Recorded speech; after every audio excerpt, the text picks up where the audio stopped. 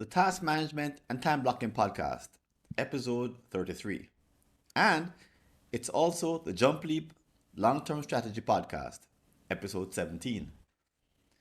You're in charge of implementing your company's new strategic plan. It includes some brilliant new ideas which should shake up your industry and even introduce the world to a brand new category of products and services. But you are a bit wary because prior strategic plans barely made it off the PowerPoint pages. They weren't implemented due to a common complaint. No one had time. You have every reason to be worried, but what should you do about the problem? Tune into this episode to join me in tackling this wicked problem from two perspectives at once: task management and strategic planning. I'm Francis Wade, and welcome to the Task Management and Time Blocking Podcast and the JumpLeap Long Term Strategy Podcast.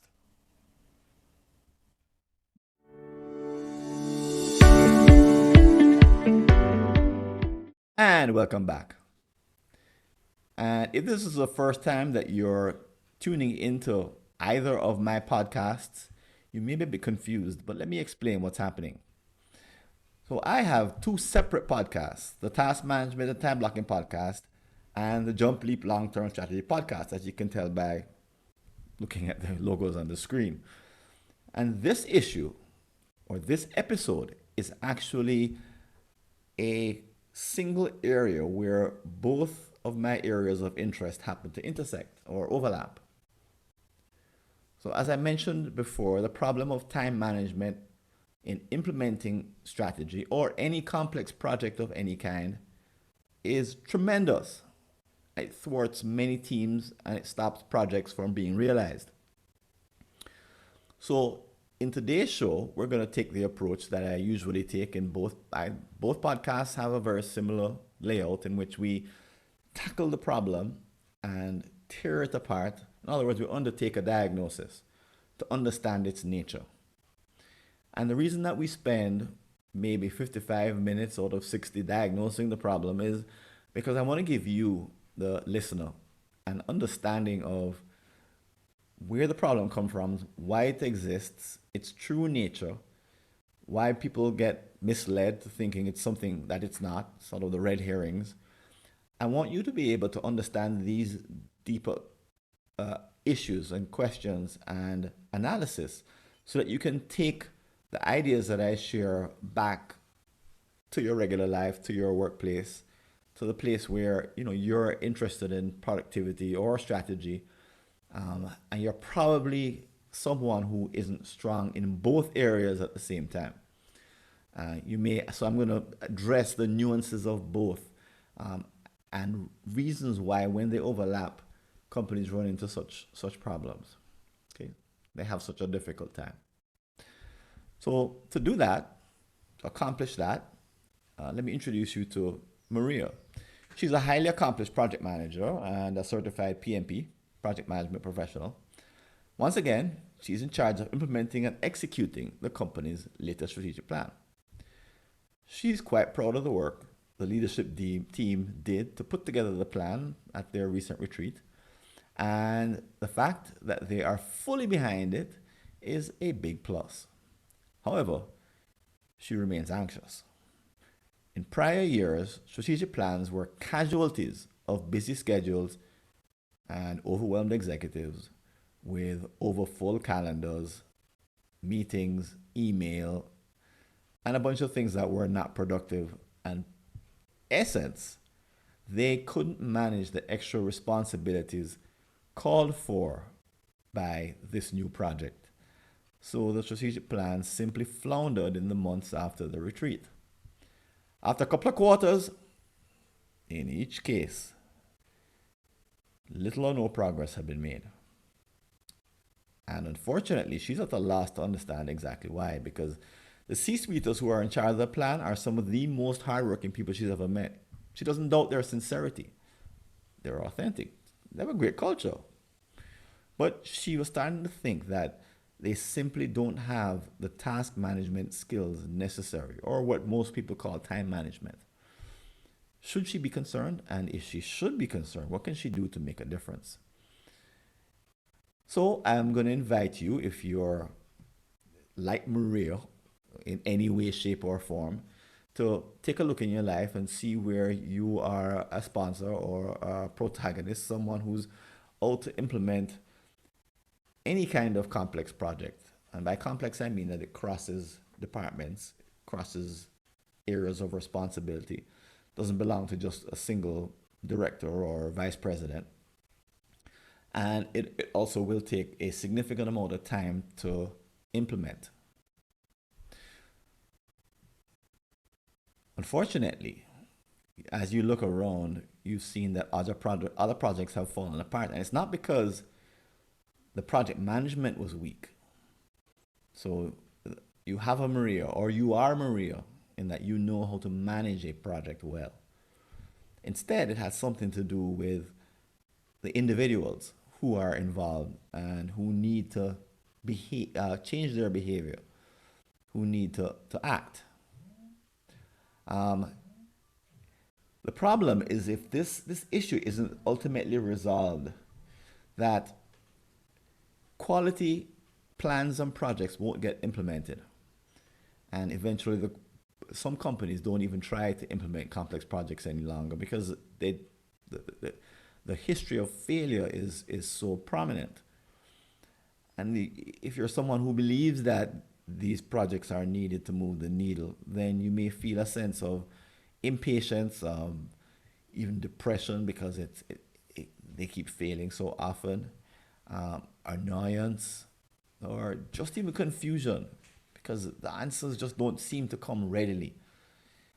And I'll probably share later on that there are blind spots in the areas in which these two overlap because you know a lot about one area but not too much about the other: strategy and task management and time blocking. But let's start with the conviction, or move from a conviction that there ought to be a way to go from ideation to implementation effectively. That there are issues around creating a brand new kind of strategy or project, which starts out being very ephemeral, and seeing it move to consistent implementation in sort of the regular lives of regular people who work in your company. That part just doesn't happen. And today we're going to forge a way to think about this problem. And I should probably tell you, however, that I've never seen a podcast on this topic, or I don't think I've even read an article that goes beyond just throwing around some conventional wisdom and dropping a couple quotes and repeating a few memes. So if you're like Maria, solving this problem is the key. It should be the number one job of a CEO. And when companies don't fix the problem and don't implement their biggest and best ideas, their most important strategic plans, they end up sometimes lacking because they lack implementation and they don't know where to put the blame.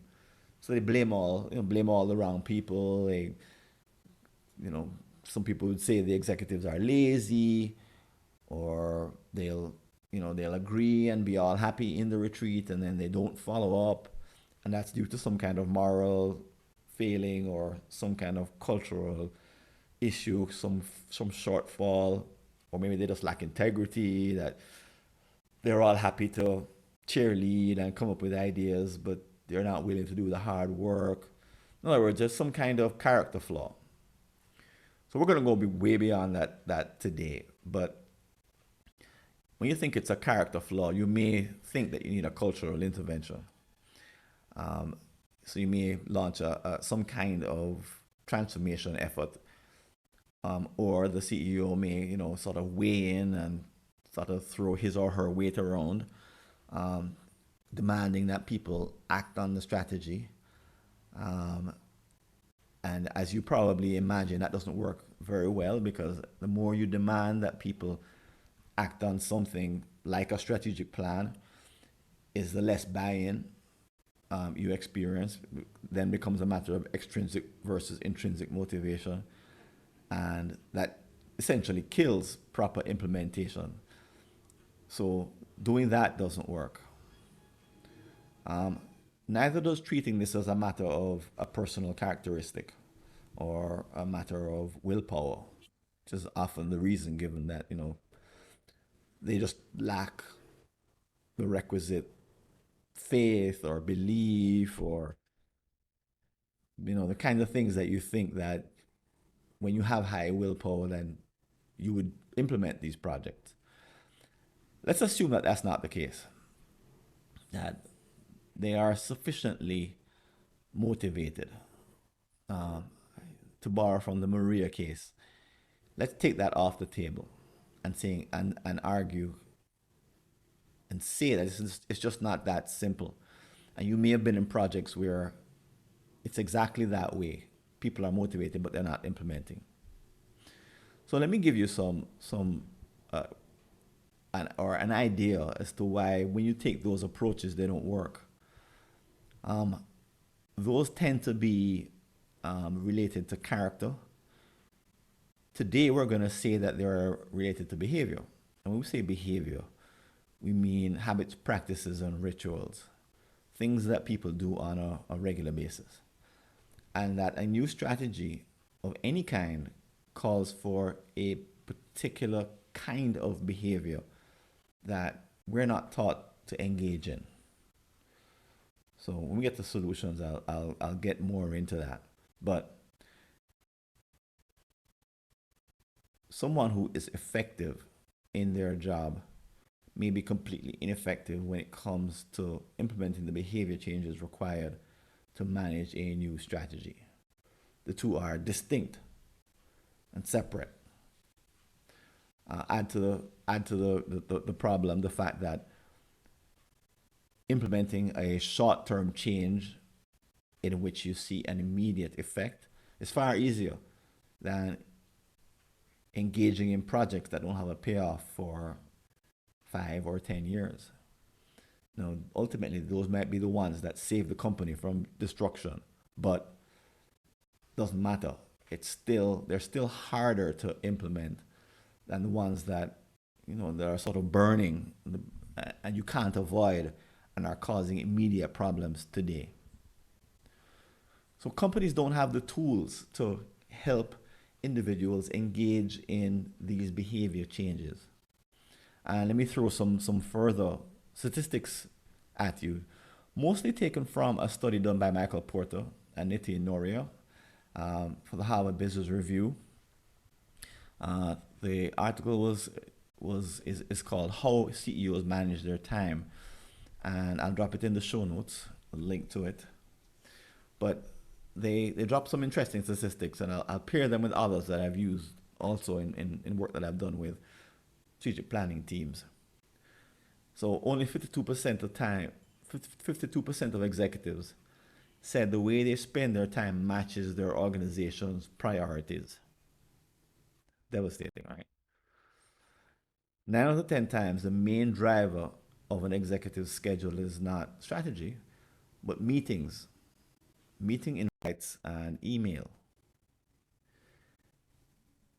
It's said that executives spend anywhere between 50% and 72% of their time in meetings.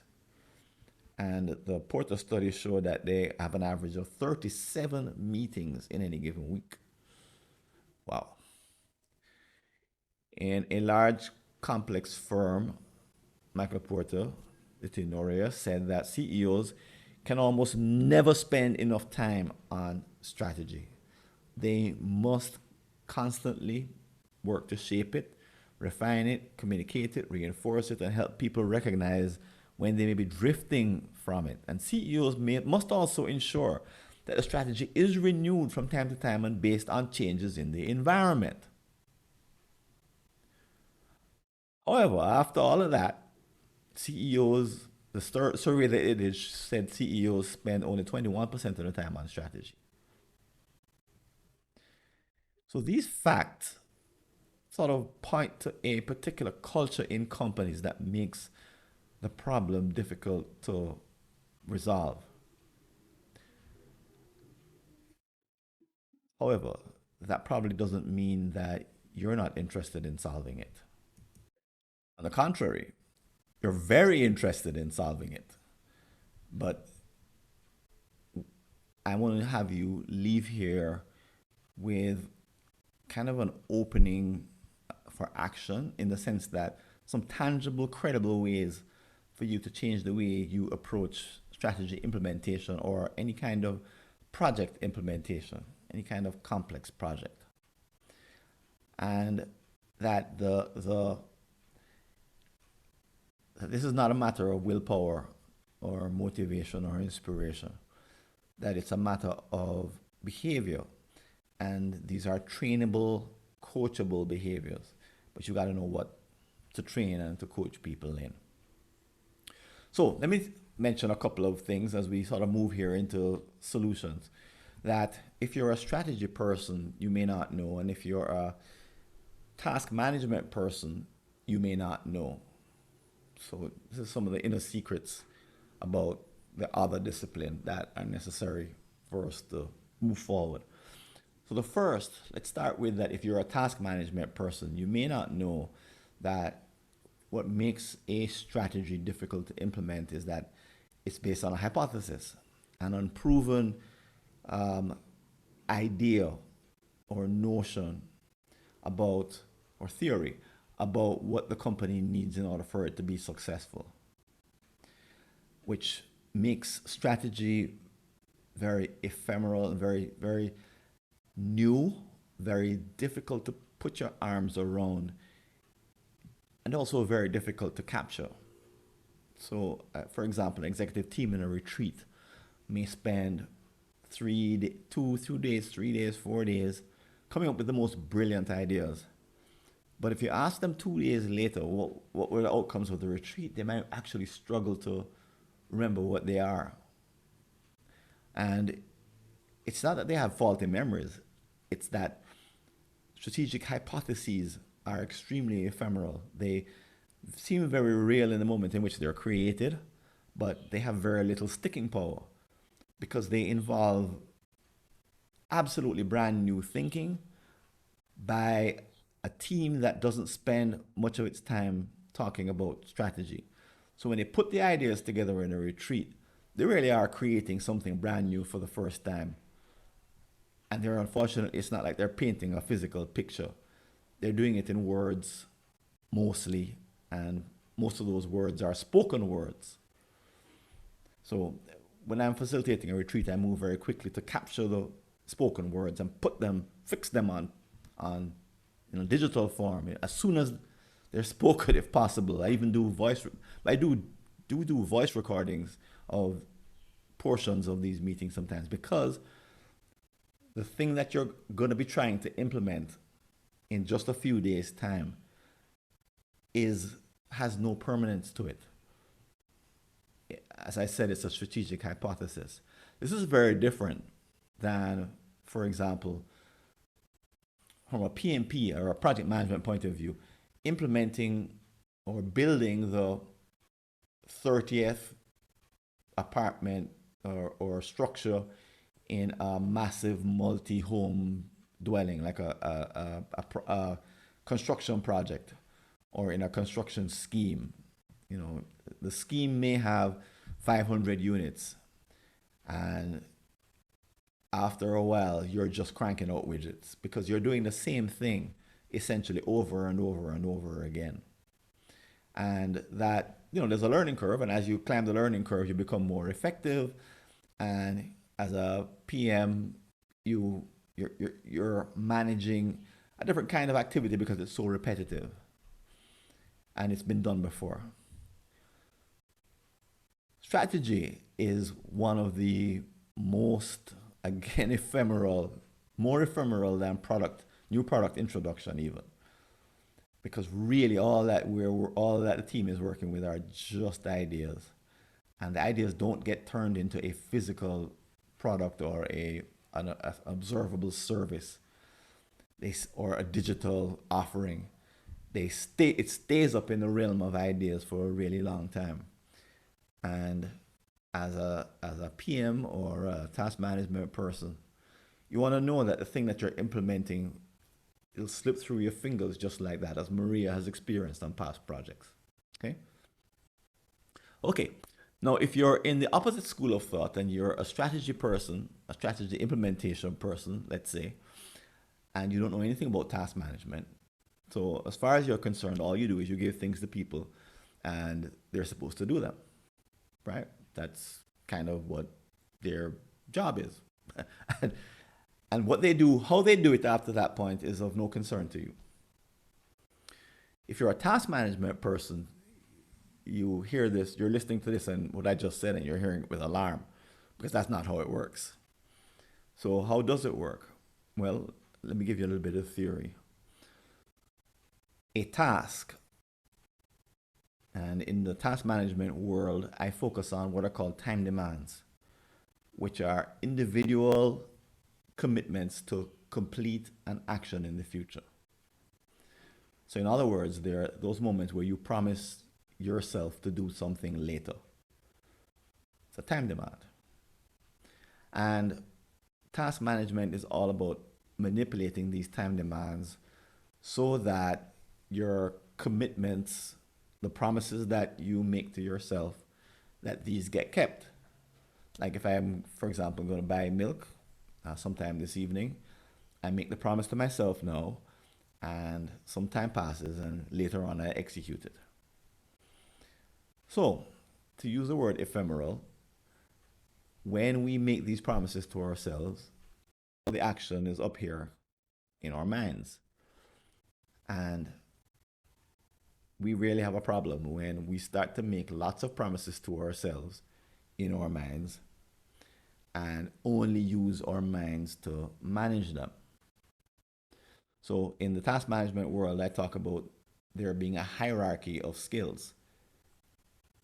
And the way in which we assess this hierarchy is to use the 7 fundamentals.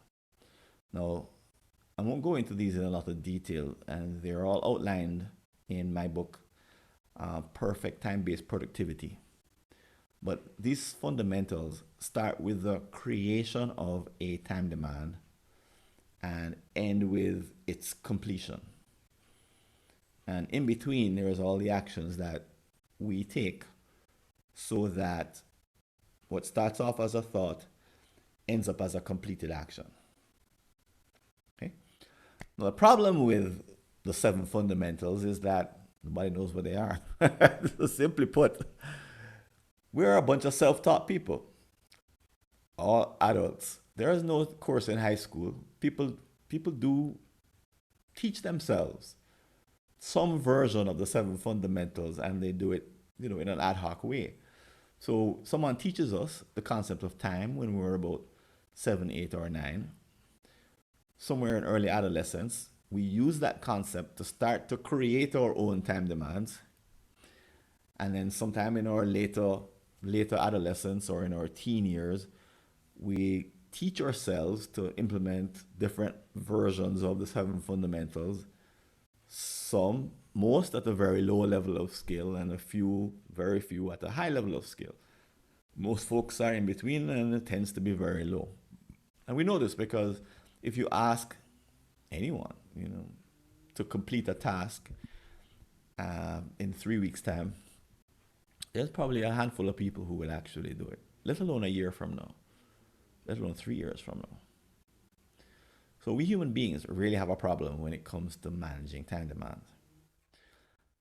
And the ones that tend to get done more frequently than the others aren't the let's pick up the milk kinds of time demands. Instead, they're habits. Habits that we execute without even thinking about them, like brushing your teeth, putting on your shoes in the morning, as you climb out of bed. You don't think about doing them. They're automatically done.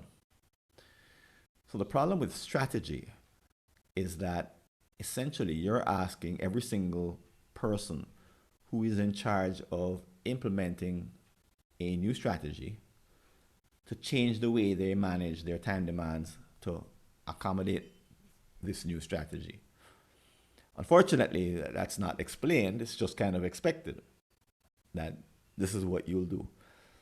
In the task management world, we obsess over this particular problem. In the strategy world, we don't care. We just want you to figure it out.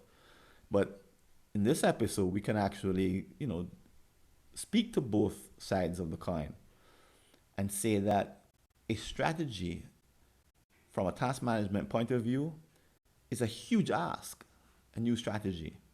It's a big deal to ask someone to change, for example, what's in their calendar on a weekly basis so that it includes items which are essential to completing a strategy or the project. It's a huge ask. And one of the topics that I address is that if you're a really skillful strategic plan implementer or project implementer or PMP, you'll actually know something about the person that you're making the request of, that they complete particular tasks. Because there's some who are terrible at it, and there's some who are amazing. I have to write a paper on this, and I'll drop it in the show notes on different kind of levels of skill of executing projects and the individuals and how they approach them. So it helps when you customize the ask and the way you follow up and remind and look for early red flags, that your behavior depends on the person that you're asking or the person to whom the task is delegated. So that helps. But the point is, it's a huge request. It's a big ask. Because you're asking people to disrupt their habits and their regular routines in favor of something that was created last week in a retreat and remains quite ephemeral. And some people have a hard time implementing that because they don't believe in it. They're like, yeah, this is like what they asked for 2 years ago. Yeah, they could even tell Maria, oh yeah, not a strategy, huh? Wow, good luck. Oh, I'm supposed to do something? Oh yeah, sure. Just like I was supposed to do it last year and the year before is what they're thinking. Because they know that what they did was they just ignored it. They stuck to their regular habits and routines. Even if they really wanted to implement, they know that they have a 40-hour workday. There is no space. And unless they make an extraordinary effort to sit down, think through how to implement, change behavior, measure it, follow up to make sure that the work is being done, that it's not going to happen. No, they don't know this consciously. I'm just telling you this because people don't go through this kind of calculation. Or they may squawk and say, oh, I'm already busy. I don't have time for that. And then, Maria might say, well, you just have to do it because it's a strategy of the company. And the person says, okay. And they willingly salute the flag and knowing that there's a 2% chance that this thing is going to get done. And many people in many companies just know that they just need to wait it out. And eventually, some new emergency of the day or some new problem of the week will pop up and the strategy coming out of the retreat is going to be forgotten. Set aside, buried in, and nobody's going to remember it until next year when at the next retreat they say, what happened to last year's strategy? I don't know. So given the problem I am describing, a well-known problem in the task management world, but new to those in strategy, what can be done to make a difference? Well, when you understand the problem, you can now give those who are going to implement the strategy tools. And one of those tools would be awareness and training. So put it very simply, if you were to pick up my book, for example, you'd see that someone who does the exercises, it lays out would end up with a profile that says, here's where you're at in terms of your task management skills, and here's what you need to work on to move to the next level of accomplishment and peace of mind. So, a great place to start has nothing to do with strategy at all. It has to do with giving people the means to understand where they're at, help them to make plans, and help them to implement those plans on an individual basis. So that helps to address, that's one way to address the individual problem that I am overwhelmed. I don't have what it takes. I need more a way to think about capacity and a way to manage my capacity on an ongoing basis. So even within sort of the general personal improvement approach that you'd find in the book, there are specific behaviors that increase the odds that the strategy will be implemented at all. And one of them is called time blocking. So if you're a strategy person, you may not know that or you may have heard me say that the name of the podcast is the Task Management and Time Blocking Podcast. So what is time blocking? So if you haven't heard the term, take a moment. What does it sound like? It may be evident to you what it is. You may have heard it before, but it's when you take a task and literally place it in your calendar. Now, this presumes that you, the professional, actually do follow a calendar. And most don't, unfortunately. But for those who do, those who are more productive, inserting that task in your calendar dramatically increases the chances of your implementing it. So if I had my way after, at the end of a strategic planning retreat, one of the things we would do is time block individuals' time in calendars to move projects forward or move the entire project forward. So you wouldn't leave the meeting without having already made that commitment in your calendar. Okay? So time blocking on an individual basis is a key technique that if you're implementing strategy, if the people who are going to take the actions that are going to move the strategy forward in the short term are time blocking the activities into their calendar, that's let's call it a green flag. It's a great sign. The chances of you're getting everyone or seeing everyone do it are extremely slim. But let's say for argument's sake, the more do it, the greater the chance of success. Okay? So that's on an individual basis. There's also something called a meetingless meeting, which is something like time blocking on a group basis. And this idea came from a McKinsey article. Put a note down to drop that in the show notes on executive time usage. And here's the idea.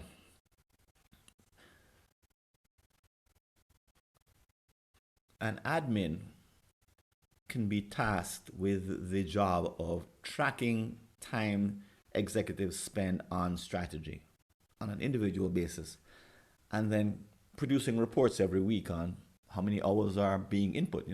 The number of hours is a good leading indicator of whether or not the strategy is going to get implemented at the C-suite level. True for every level, but let's just say C-suite for the time being. Well, the idea of a meetingless meeting takes it to the next step, which is that not only do executives need to block the time, but an admin could also call a meeting, let's say from 1 o'clock to 3 o'clock every Monday. And that time is for a strategy non-meeting. What does that mean? Well, that's 2 hours that each individual is going to be working on his or her contribution to the strategic plan. There are no other meetings allowed in that time slot. There's no other activities allowed in that time slot. That's, if you've ever heard of boarding school, there's a time when all the students in boarding school are doing their homework. So they're collectively doing the same thing. They're just not doing it together. It's a little bit like that. It's like saying between 1 and 2 o'clock, we're not going to meet, but it's going to be in your calendar as a meeting. However, your physical body is going to be elsewhere or wherever you need it to be so that it's moving the strategy forward. So it's not left. The choice of what to do between 1 to 3 or where do I find time in my calendar for this busy activity? We're always swamped by meetings of other kinds, and there's always these emergencies that come up and displace strategy. So, no, that's not going to happen. Instead, if there's 8 members of the uh, executive team of the C suite, then we're going to spend 16 hours. Eight of us are going to spend 2 hours each on a Monday, which means 16 hours at least per week, moving the strategy forward. So it may sound like harsh medicine. And yeah, you know what?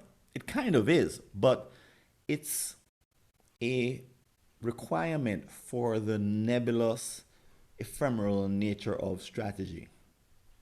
Because you can drive by the housing complex that I mentioned earlier and see that it's been 3 months and they've not made one drop of progress. Because you can physically see the manifestation of something isn't right. Or if you're in a service environment, if the service is not being delivered and the lines are long, you walk by the banking hall and you say, something's not right. There's 30 people in line and I can only see 2 tellers. So those are visual manifestations of that there is something wrong. Strategy doesn't enjoy in these early stages, right after it's been defined, and you're now looking at the preliminary, primary, or the beginnings of implementation. You can't tell the strategy isn't being implemented, which is why a year later, C-suiters will stumble into the new retreat and they say, "We don't know what happened last year. I don't know. What happened to the big plans that we had? I don't know. We didn't implement anything." Yeah, but no one noticed it. So you got to take this sort of extra level of rigorous commitment to convert the ephemeral into movement, to ensure that there are no excuses. And it may sound like you're putting all the executives in timeout or something. Maybe it is, but the idea of a meetingless meeting, and I'll add that in the show notes as well, because I wrote an article that defined what a meetingless meeting is. But again, beyond the technique, I want you to appreciate the world of post strategy implementation as it intersects with task management, and see why these studies show that executives are already overcommitted, and according to them, they're not committed to the right things in their calendar. That they're extremely calendar and email driven rather than being driven by strategy. And that to be driven by strategy takes conscious effort. It won't happen by accident. It won't happen because of happy intentions and good feelings. It won't take place because everyone's motivated and we're the ones who put together the strategy, so it should be easy for us to implement. No, not true at all. Because the existing habit patterns, the profile of your skills, the routines you engage in every day, the email that's in your inbox unread, the meetings that you're obligated to go to, those are like a gravity that all conspire to destroy this ephemeral but great idea that you came up with during the strategic planning retreat. So these are just ideas. The tracking of the time, so the McKinsey article mentioned And again, that may sound to you like, oh, executives don't need that level of coddling. It's nothing to do with egos and their level of experience. Frankly, I've met CEOs who are, according to the terminology that we use in task management in the book, they're white belts, which is the beginner belt. In other words, their skills are low. They create problems for other people because they're low. And I don't, I won't say for you for a moment that of the hundreds of people that we've surveyed, and we have the data that I could share with you, that I don't see that executive skills in task management are better than average. No, these people are smarter, they're more decisive, they have more experience, but as it pertains to their task management skills, they're no better than the average employee. They're worse in the sense that they have more built-in commitments, more mandatory meetings to attend, more fiduciary responsibilities that can't be avoided, more things that make it difficult to implement anything new, strategic or otherwise, anything that requires a commitment from their calendars. So another couple of other elements that you should also look at are performance management. But good performance management around strategy implementation should save you time down the road. In particular, if you're someone who is the manager of someone who is involved in implementing the strategy, the feedback that you give them and the improvement milestones, they should include some degree of task management as it becomes clear that the number of tasks that they're taking on is growing. And hopefully you're someone who thinks about task management not from a fixed point of view, like you only can manage X number of tasks per week and that's all, but that you're a growing individual and that your capacity can expand. You just need the assistance necessary to expand the number of tasks that you can manage.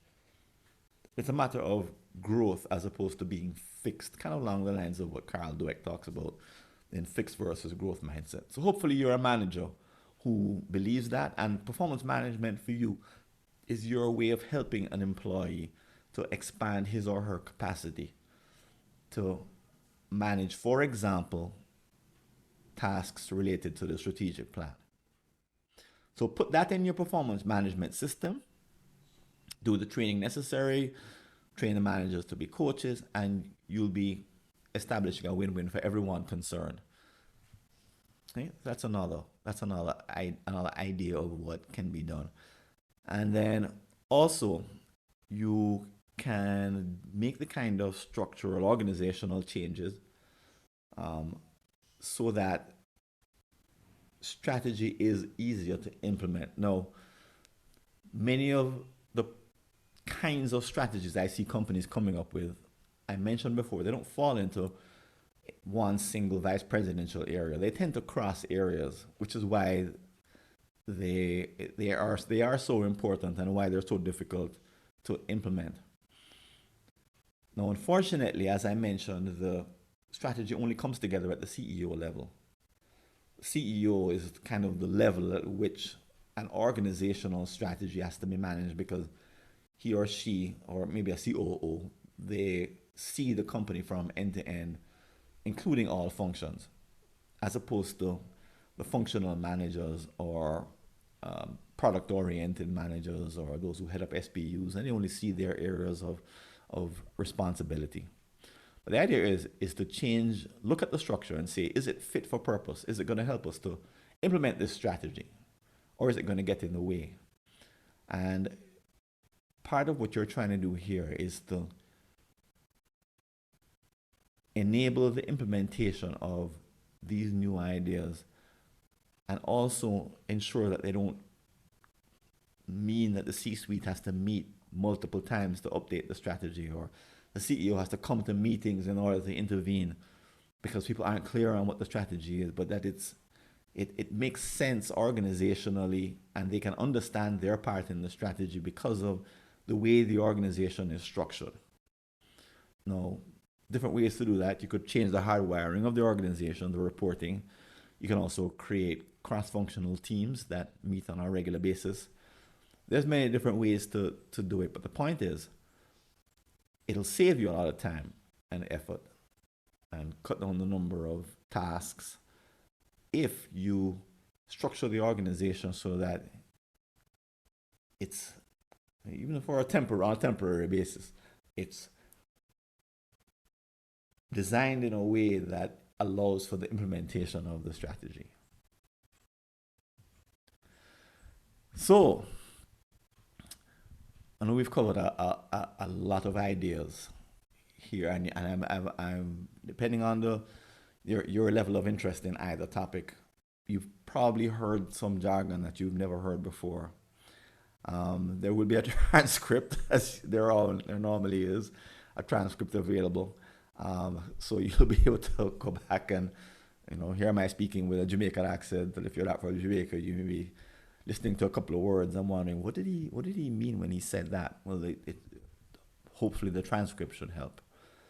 But also reach out to me with any questions, because for me, I mentioned this before, that I wish that I could do a day of task management and time blocking, productivity, time management, training after every strategic planning retreat.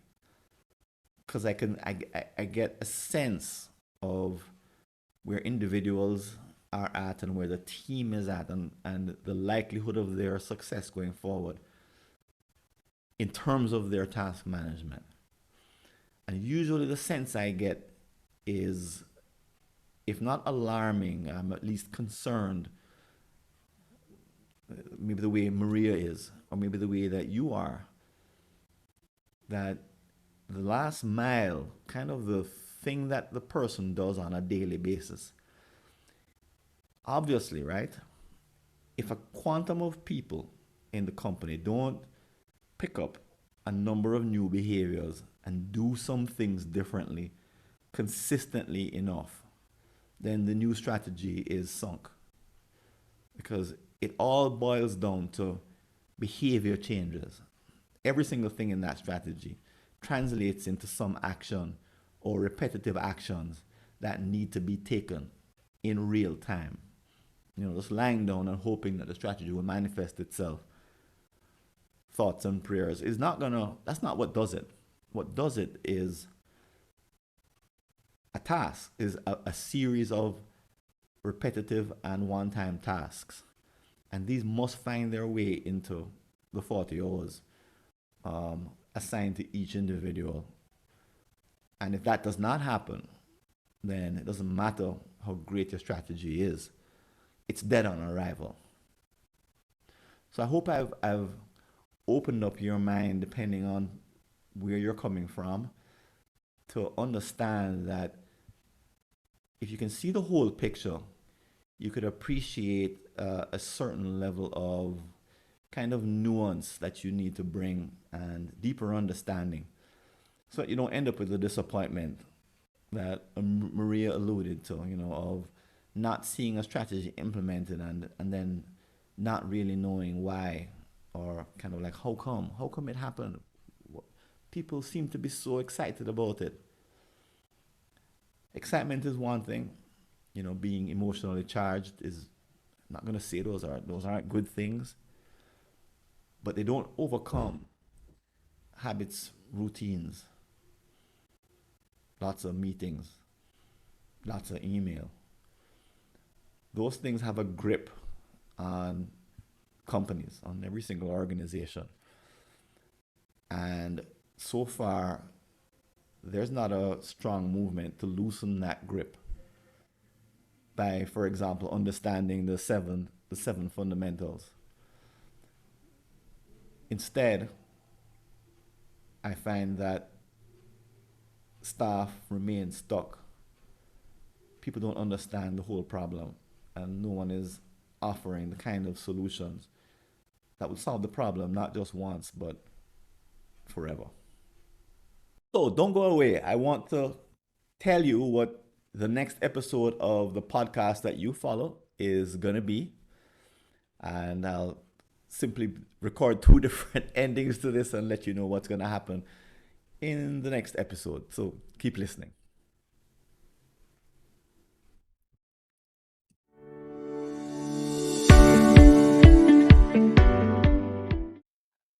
Here's a clip from our next episode with Alexis Safkin. And sometimes they send us their strategy, and typically it's a document in Microsoft Excel or probably in the worst case PowerPoint slides. And typically what they mean by strategy a long list of KPIs. And then we have a kind of internal, maturity system for strategies. So in major strategies, like strategies at low level of development for us, are those with just a list of KPIs, the indicators they want to track, and this is supposed to explain what the intention is, what they want to achieve. Okay, we can deduce it, but it's not like the best option. In the middle, we have strategies where we see strategies and they align with the goals. We see some initiatives. So basically, we can imagine more or less how things are expected to move, what will be moving, what will be the drivers, and probably what will be the outcomes. And in the best case, I think it's about like 5% of the cases, we see the reasoning behind the goals. We can see a clear cause and effect, like where you want to start, where you want to end. And basically, that's the levels. And but again, most of the cases is just a list of indicators people track. So basically,